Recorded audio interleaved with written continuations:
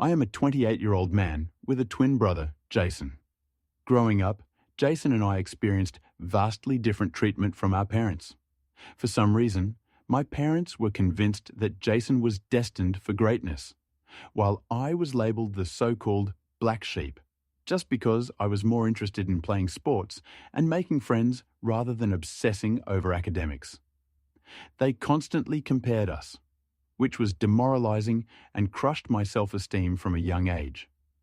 As a child, I had to watch my brother have extravagant birthday parties with his friends, while I was treated like an afterthought. He often had sleepovers, while I was never even allowed to bring friends over. To be honest, I loathed every minute of my childhood. The only person in the family who seemed to care about me was my grandmother. Whenever she visited, she would bring me my favorite chocolates and occasionally slip a few dollars into my hand so I could treat myself later. As the years passed, the blatant favoritism toward my twin brother gradually transformed into emotional abuse directed at me. My parents would openly mock my grades and belittle my hobbies. No matter how hard I tried, I could never meet their unrealistic expectations of being the perfect child. Although I excelled in sports, they barred me from participating in extracurricular activities because they wanted me to focus solely on academics, just like Jason. It was frustrating, and I felt utterly helpless as a child. Later, during my sophomore year of high school, I got grounded yet again, this time for the crime of having Snapchat on my phone. I had done absolutely nothing wrong. Like most teenagers, I had downloaded the app to stay connected with my friends. However, according to my parents, this was a massive betrayal and a breach of their trust since they had forbidden me from communicating with my friends outside of school. They went absolutely ballistic. They threw my stuff around the room, took my bedroom door off its hinges, and told me that as long as I lived under their roof, I would have no privacy. Instead of supporting me, my twin brother made my life even worse. The toxic environment created by my parents' unfair treatment gave him an opportunity to exploit the situation to his advantage. He developed a habit of lying about me, falsely accusing me of things I never did, so he could get away with everything. If he stole something, he would effortlessly shift the blame onto me. My parents, already inclined to believe the worst about me, accepted his lies without question. He would demean me in front of my friends at school and mock my appearance. Despite this, I had a wide circle of friends because I was approachable and open to making connections. Jason, on the other hand, struggled socially. He started to resent the fact that I could easily talk to people while he, as an introvert, felt awkward. This jealousy reached a boiling point on our 14th birthday. None of his friends showed up to celebrate with him. I never found out why, but in stark contrast, my friends took me out for ice cream, and I had an overall wonderful day. Jason was furious. To get revenge, he started spreading false rumors about me at school, painting me as a spoiled brat. He went even further, telling people that I was physically abusing him at home, knowing that our parents favored him. Unbeknownst to me, he took things to a disturbing level. He would punch himself, intentionally giving himself black eyes or bruises on his shoulders. The next day, he would confidently walk into school displaying his self-inflicted injuries as proof of my supposed violence, backing up his lies with dramatic, fabricated stories. Whenever our parents questioned him about his injuries, he would lie, claiming they happened during innocent activities, like playing football with his friends. The rumors and his so-called evidence started gaining traction. Before long, whispers spread throughout the school. Even my friends began looking at me with suspicion. At first, I noticed subtle changes. Friends who once greeted me enthusiastically in the hallways started acting distant. Invitations to group hangouts became fewer and farther between. It was like a switch had been flipped. Suddenly, people hesitated to associate with the supposedly spoiled girl accused of violence. One day, I finally worked up the courage to ask my former best friend why things had changed between us. She hesitated for a moment before revealing the truth. Jason had been spreading lies about me to everyone. She detailed the horrible things he had been saying, accusing me of things I had never done. I was shocked to hear her words. The feeling was a mix of disbelief and betrayal, as if the ground beneath me had given way. My own brother, someone I had grown up with, was spreading lies about me, accusing me of things I would never even dream of doing. It was a betrayal that cut deep, leaving a knot in my stomach and a heavy heart. The day after school, I confronted Jason, but he chose to ignore me. I begged him to stop lying about me, but he just smirked and told me, "You deserve to rot alone." I was at a loss for words. His lies and behavior were starting to scare me. I wanted to talk to my parents, but deep down, I knew they would believe him over me. The isolation stung, especially because I had always been open to making friends. It felt like Jason's jealousy-fueled lies were tearing down the connections I'd spent years building. Even my teachers started to catch wind of the rumors. It was surreal, like I was living in a parallel reality where my true self was overshadowed by the malicious story spun by my own twin. The lies had grown beyond mere teenage gossip. They were now shaping how people actually perceived me. Then, my worst nightmare came true. The rumors quickly reached the principal's office. One day, I was called in, along with Jason and our parents, to discuss the allegations. I sat there, my heart pounding, as the principal demanded the truth. I hoped Jason would finally come clean.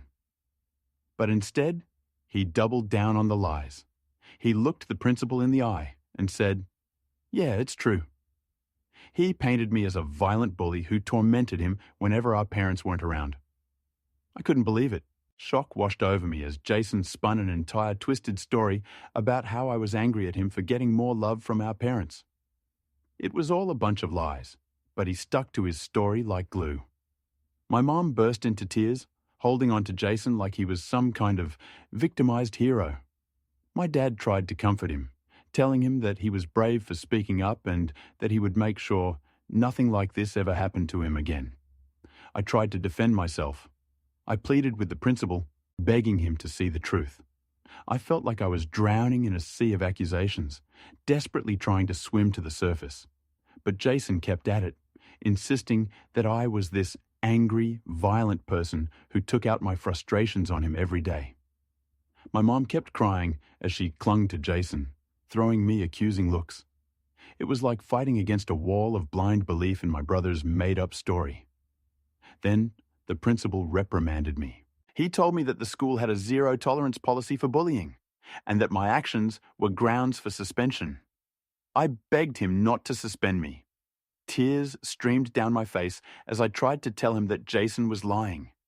But he shook his head. "I can't just let this slide," he said firmly. I sobbed, pleading with him to reconsider. But his mind was made up. The verdict: a 10-day suspension. "Others need to see this as an example of why bullying won't be tolerated," he said. It hit me like a truck. My stomach dropped.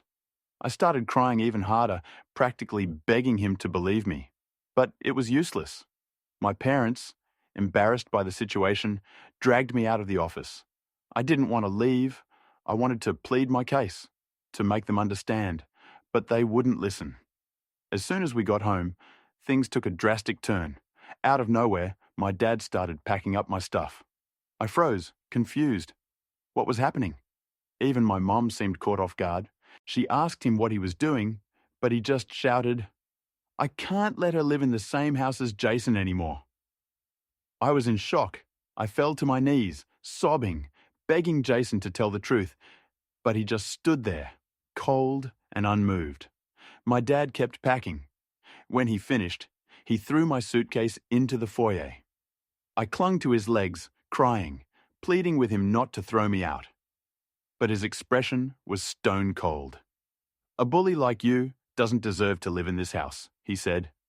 Then he told me that if anyone wanted to take me in, it would have to be my grandmother. Otherwise, I was on my own. It felt like the world was crumbling beneath me. I stood there, surrounded by my belongings, kicked out of my own home. Eventually, my grandmother arrived. She didn't ask questions. She just gathered my things, helped me pack them into her car, and guided me into the passenger seat. Before getting in, She walked up to the front door and rang the doorbell. When my dad opened the door, she let him have it. She yelled at him, furious that he could treat his own daughter this way. With stern determination, she warned him, "If you ever try to contact her again, I won't hesitate to call the police or CPS. What you've done to your own child could land you in jail." My mother, attempting to deflect blame, told my grandmother that everything was my fault. However, my grandmother wasn't having any of it. She stood her ground, defending me, emphasizing that I was just a child who didn't deserve to be treated so heartlessly. That was the first time in my life that I realized just how powerful my grandmother was. She didn't cower before my parents, and unlike them, she trusted me. Eventually, we drove away, leaving behind the only home I had ever known. I can't even begin to put into words how indescribable the pain was during that time. I remember crying on my bed, refusing to eat despite my grandmother's gentle urgings. When I finally told her everything Jason had done, she was shocked. But most importantly, she believed me. That meant everything. Having even one person in my corner made all the difference. When my 10-day suspension ended, the thought of returning to school felt like stepping back into a lion's den. As I walked through the familiar hallways, I could feel the stares, the judgment, the whispers, the sideways glances from classmates who had already made up their minds about me. The weight of my brother's false accusations still lingered. Meanwhile, Jason blatantly ignored me, acting like I didn't exist. He had become friends with a small group of people who believed his lies and saw him as the victim of my supposed attacks. No matter how much I tried to tell my side of the story, it fell on deaf ears. I was an outcast, branded with an unjust label that followed me everywhere. In the classroom, in the cafeteria, in the hallways. The eyes that met mine were filled with disdain and mistrust. I became a loner. I kept my head down, went to class, ate lunch alone, and went straight home after school. I had no friends, and it felt like no one wanted me there. My parents never once called to check on me, not even a text. But my grandmother constantly reminded me that none of this was my fault. She reassured me that life would get better. And somehow, I held on to that hope. Despite everything, I graduated high school with good grades and looked forward to college, where I hoped to finally start fresh. And for the first time in my life, I experienced what freedom felt like. No one was watching over my shoulder. No one was comparing my grades. No one was competing with me. I met people. I formed friendships. Despite the emotional and physical scars left by my family and peers, I decided to put it all behind me and enjoy my college experience as much as I could. During this time, I discovered my knack for content writing. I had always dreamed of becoming a writer, but I wasn't sure if it could be a sustainable career. So, I had given up on the idea. But to earn some side income, I decided to start freelancing. I signed up on various freelancing platforms and started landing jobs from big-name clients. Slowly, I built a portfolio. Throughout college, I maintained this side hustle and never once asked my parents for a single penny. By the time I graduated, I had a big decision to make. Instead of getting a corporate job, I realized I could pursue content writing full-time. Thanks to the long-term professional relationships I had built, I had multiple clients bringing me in on their projects. This wasn't just a hobby anymore. It was a career. Having a legitimate freelancing business didn't just make me financially independent, it also gave me the freedom to travel the world as a digital nomad. Traveling helped me heal from my past. It wasn't easy, but I saved every dollar I could and took a chance on myself.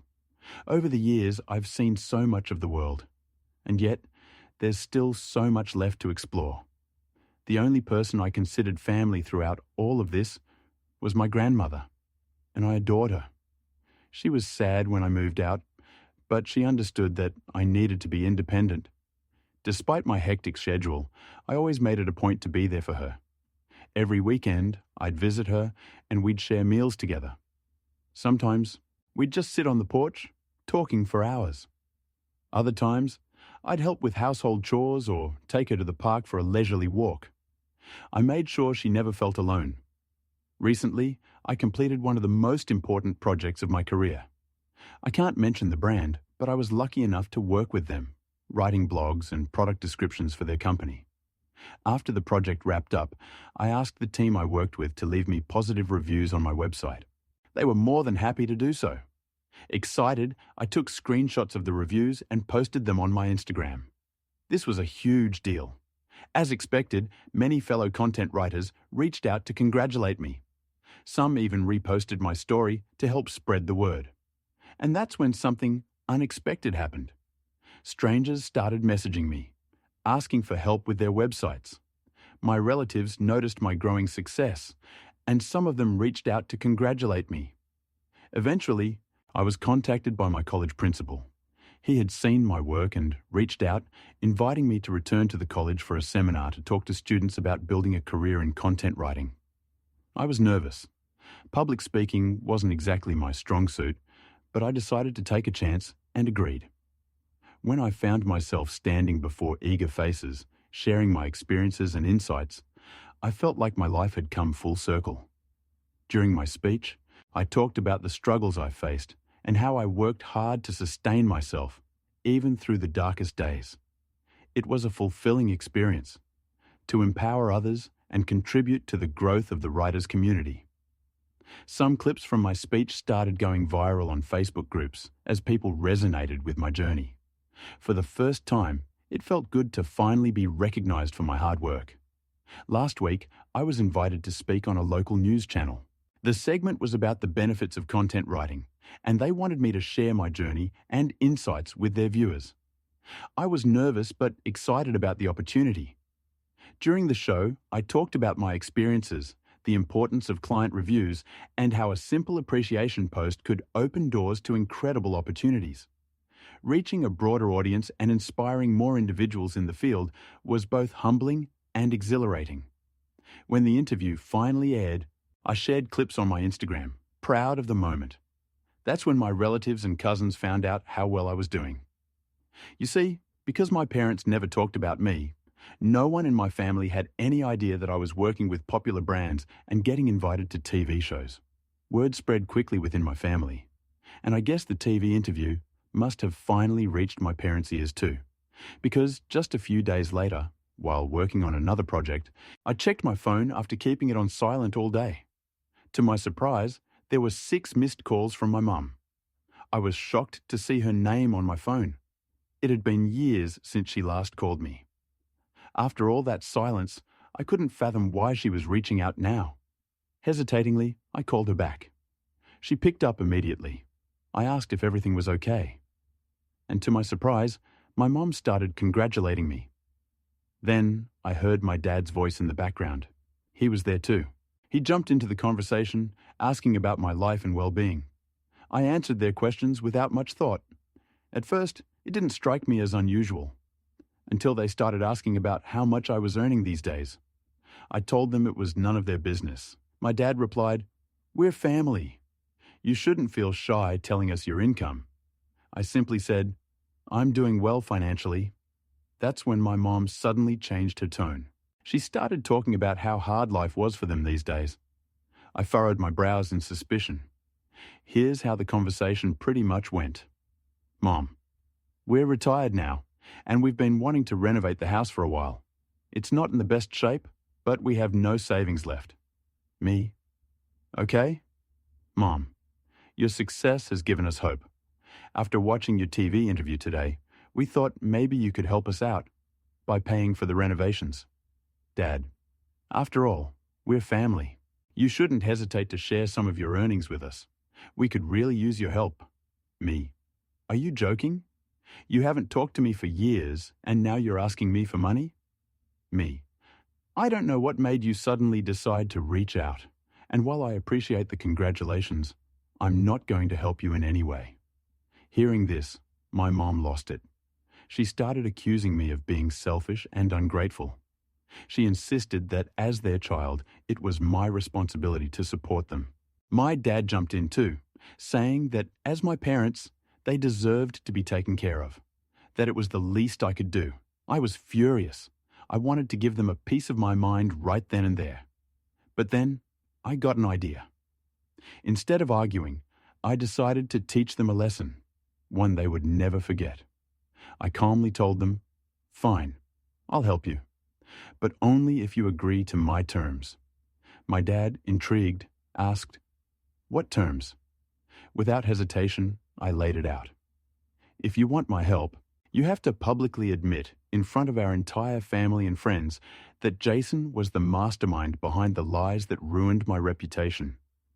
I wanted them to humiliate Jason the same way they had humiliated me. I wanted them to acknowledge their mistakes. I wanted them to take accountability for everything they had done to me. I wanted them to admit the truth." Hearing my impossible condition, my dad began to question the necessity of such a public admission. My mom tried to downplay the situation, insisting that we could have a private discussion without involving others. But I held my ground. This condition was non-negotiable, a prerequisite for any assistance they expected from me in the future. As the tension escalated, my dad raised his voice, emphasizing that he was my father and that it was my duty to help my family in need. My mom, in a last-ditch effort, begged me to do the right thing, reminding me of the years they had spent raising me. I couldn't help but laugh at the irony of their sudden appeal. I reminded them of the past, of the fact that they had kicked me out, and that it was my grandmother, not them, who had raised me. They grew more agitated, but I stood firm. If they wanted to rebuild a relationship with me and seek my financial assistance, then the truth needed to be acknowledged publicly. Jason needed to face the consequences of his actions. Since that conversation, my parents have been incessantly calling me, but I ignored every call. Honestly, I was starting to regret even calling them back that day. I couldn't help but wonder, was I really a bad person for refusing to help them? Update 1. It's been a whirlwind of a week since I last shared my story. The support and encouragement I've received has been overwhelming. It's heartening to know that I'm not alone. Everyone agrees that I shouldn't engage with my parents or even consider helping them after everything they put me through. The reason I even gave them such an ultimatum was because I knew it was impossible for them to go through with it. They love Jason too much, and despite probably knowing the truth by now, they will never put him through what they put me through. Today, Jason sent me a nasty text message. After my parents tried calling me again, and I refused to pick up, my brother decided to take matters into his own hands. This is what he wrote. "Hey sis, it's been a long time since I saw you, and I can tell you that every day without you in my life has been great. I heard that Mom and Dad reached out to you and that you gave them some crazy ultimatum. They're never going to go through with it. You know that, right? They never loved you, and they'll never do anything to hurt me. I admit that I lied about you 15 years ago, but come on, it's been a long time. Stop being selfish and move on from the past. You're unmarried and childless anyway, so why don't you just help them out by paying for the house renovations? Do the right thing and be a better son." Reading his message felt like a stab to my chest. The audacity to dismiss my struggles like they were nothing. The disrespect, the lack of empathy, and the attempt to guilt-trip me by bringing up the fact that I was unmarried and childless? Unbelievable. His message only proved what I already knew. He thought nothing of me. Fueled by frustration and a strong desire for justice, I decided it was time to take matters into my own hands. The truth had been hidden for far too long. I sat down and wrote an email. I addressed it to my parents and close relatives. I laid out everything, the painful details of my childhood, the blatant favoritism, and the unfair treatment I endured while growing up. I described the strict, oppressive environment I lived under in my parents' house and how differently they treated me compared to Jason. I detailed the malicious, completely false rumors Jason spread about me in school, rumors that led to severe consequences and destroyed my reputation. I wrote about how my parents kicked me out, leaving me homeless at 14, and how, if it weren't for my grandmother, I might have ended up dead. At the end of the email, I attached a screenshot of Jason's text message, where he admitted to lying about me. His confession, a piece of undeniable proof that I hoped would expose the truth to the rest of the family. I hit send, and I knew all hell was about to break loose. It's been a month since my last update, and a lot has happened. As expected, my family erupted after reading my email. My parents have faced major backlash. Relatives who were previously unaware of the truth were now criticizing them for their blatant favoritism and emotional abuse. Many family members reached out to me, telling me that they had no idea what I had gone through. Some even apologized for not being there for me. As for my parents and Jason, they sent me a barrage of text messages. At first, they were desperate, trying to deny everything and insisting I was twisting the truth.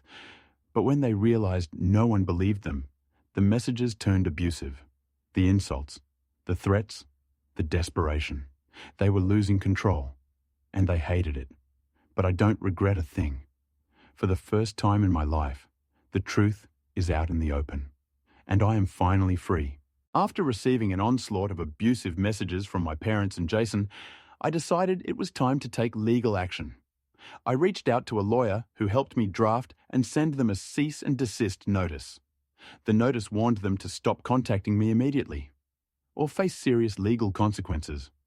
I guess this scared them straight because, after that, they finally stopped. The only family that matters. My grandmother fully supported my decision to expose the truth and take legal action. She told me, "You did the right thing." And honestly, she is the only person who matters to me. Her unwavering love and support have been the only constant in my life, and for that, I am forever grateful. Update 3. Life after cutting them off. It's been 2 months since my last update, and I'm happy to report that everything in my life is going well. Professionally, my content writing business is flourishing. The invitations to speak at seminars, podcasts, and industry events keep rolling in. It feels surreal to be recognized as a respected figure in my field. I never imagined I would come this far, but here I am. Personally, I am as close to my grandmother as ever. Recently, I took a break from work to spend quality time with her. Lately, she has been really into gardening, so she spent time educating me about various flowers and herbs she grows in her garden. It was peaceful.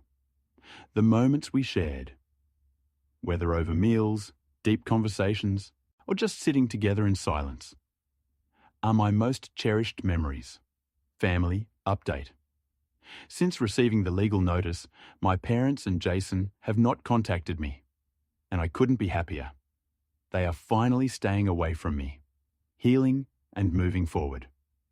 Recently, I have started going to therapy to work on healing myself. I know I have a long journey ahead, but for the first time, I feel like I'm finally free. Free from the pain of my past, free from toxic family dynamics, free to live my life on my own terms. Final thoughts. This will probably be my last update, for now. If there's one thing I've learned from this experience, it's that family isn't always defined by blood. It's defined by love, respect, and the people who truly have your back.